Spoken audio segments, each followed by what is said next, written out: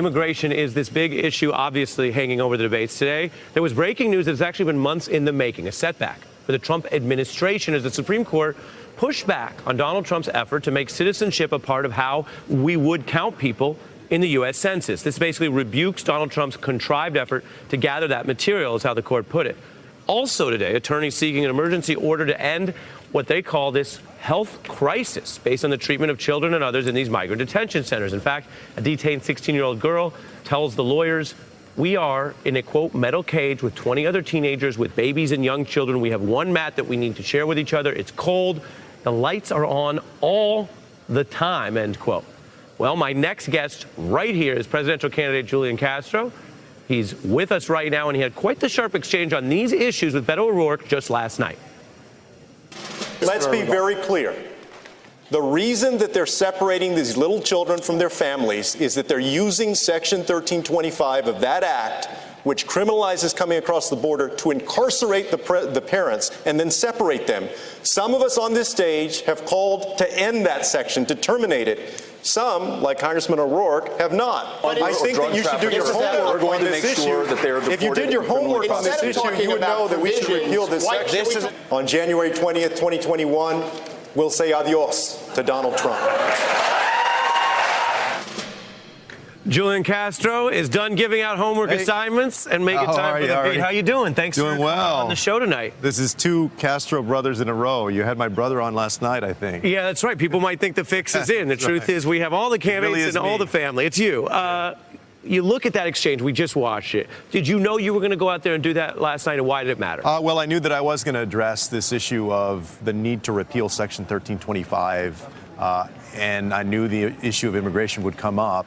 Obviously, I knew that Congressman O'Rourke and I have a difference of opinion in terms of whether we should repeal that section. So, yeah, I mean, I could predict that that moment was going to come up, sure. And you're saying he doesn't know as much as he should about how to actually solve this problem?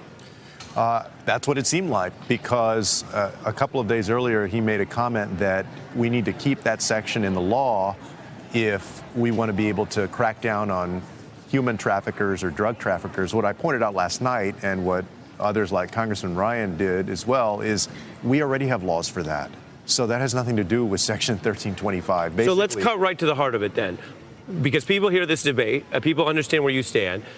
Do you think that he is saying that because of his past record and he needs to come up with a reasonable sounding defense of his past record?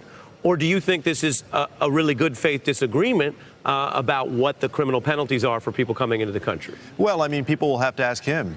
But what I know is that Senator Warren, Senator Booker, Governor Inslee, and it seemed like Congressman Ryan last night, that were also on the stage, agreed with me. And several of the people that are going to be on the stage tonight agree with me. I hope that they're going to ask the folks on the stage tonight this question. Because this is important. This is the only way that we're going to guarantee that we end this cruel separation of little children from their parents if we repeal that section. And my beef with Congressman O'Rourke's plan is that he's refused to call for repealing that section. Let me show you the breakdowns they do. There's a lot of ways to measure these debates. One of them is in sheer time. And we just pointed out 20 million plus people watching. You got in there, and you are fourth in minutes spoken, ahead of most people, and you are, I think it's fair to say from the polling, not the most well-known. Was that a deliberate strategy on your part, and do you think you succeeded? Yeah, well, first of all, I would give credit to the moderators who were good about doing something that they absolutely needed to do, which is to keep time. Mm-hmm. You need to make sure when you have 10 people on that stage that everybody has an opportunity to make their case to the American people. At the same time, one of the things that we did think about was, look, when you're in a scrum with 9 other people, you better not be a wallflower. Mm-hmm. You know, you better be assertive enough to jump in when you need to jump in. And I jumped in when I needed to jump in. And I think that's why I got a good amount of time. Beyond the issue of immigration, what do you think you showed voters about your campaign last night? That I'm working for them. When I talked about issues, whether it was, immigration or health care or other things, or my closing statement, I made very clear that if you elect me president, I'm going to work hard every day to make sure that your child can get a good education, that you and your family can get good health care, that you can have good job opportunities no matter where you live in this country. Y'all were having this conversation a little bit early in the show, this dynamic of do you go after Trump or do you tell your own story?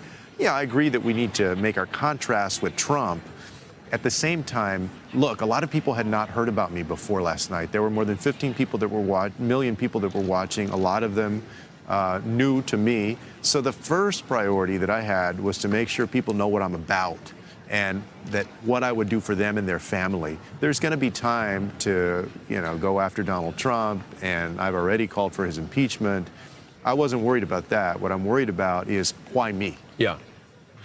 Does Bob Mueller's testimony change anything on that impeachment issue in your view?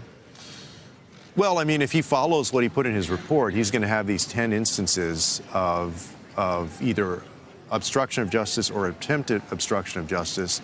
If his testimony reflects that, then I think they're in the same spot. Yeah. I believe they should move forward.